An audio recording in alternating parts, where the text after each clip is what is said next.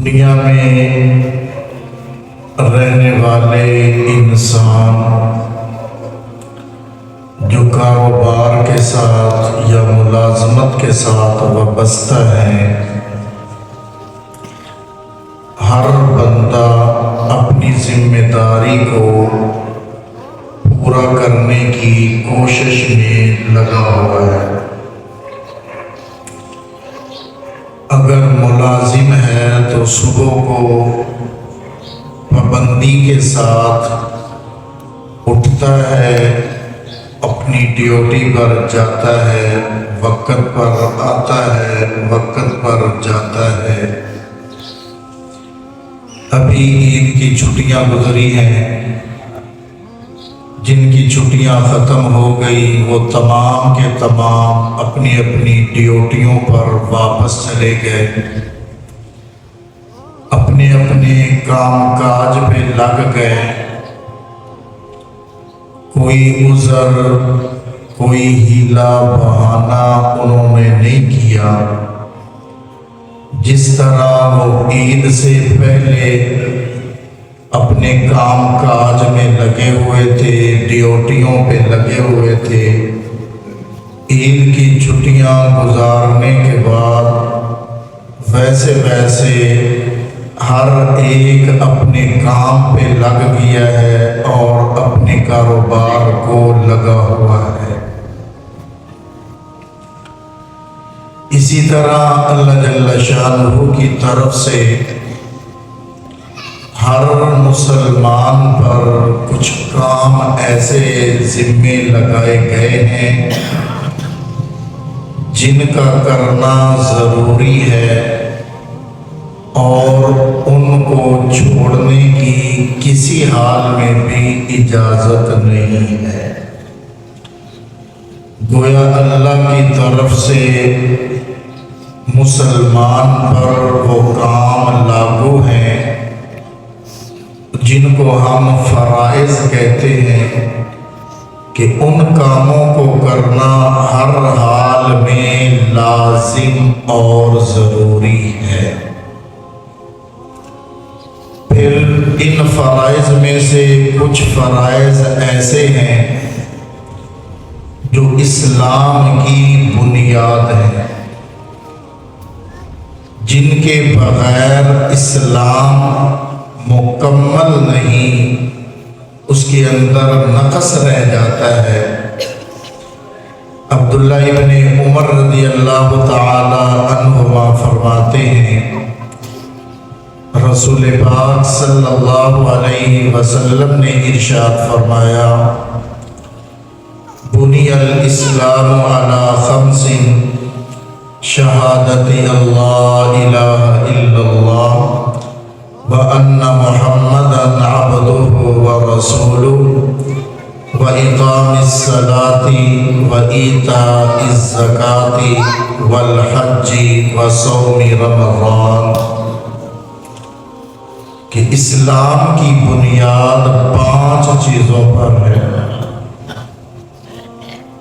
اگر ان میں سے کوئی ایک بنیاد کھوکھلی ہو جائے تو اس پہ کھڑی ہونے والی عمارت کے گرنے کا خطرہ ہے۔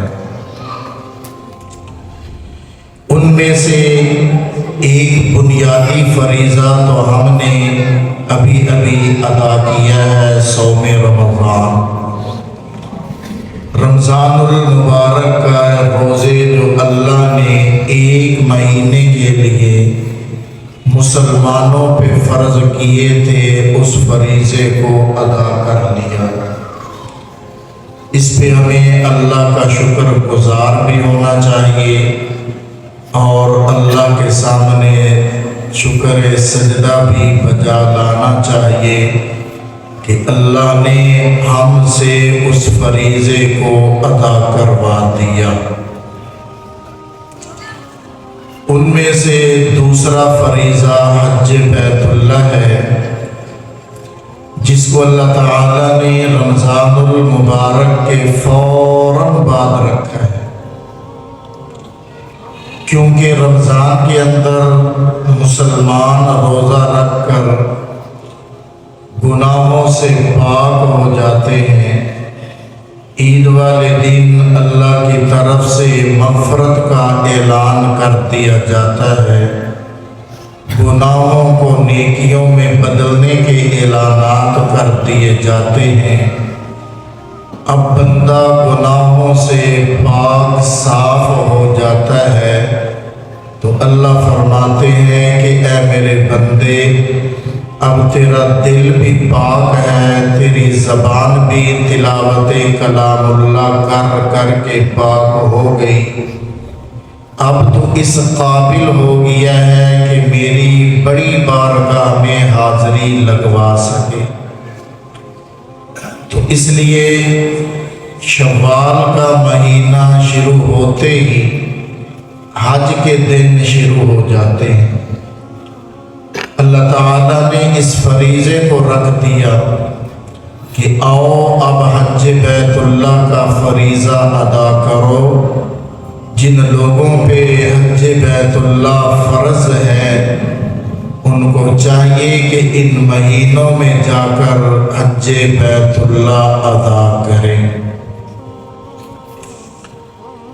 پھر اللہ تعالیٰ نے تیسرا فرض وہ زکوٰۃ کی صورت میں رکھا ہے کہ جن کو مال و دولت دیا وہ سال کے بعد ایک مرتبہ اگر وہ زکوٰۃ کے نصاب کو مال پہنچ گیا ہے ضروریات سے زائد تو اللہ کے اس فریضے کو بھی ادا کرو۔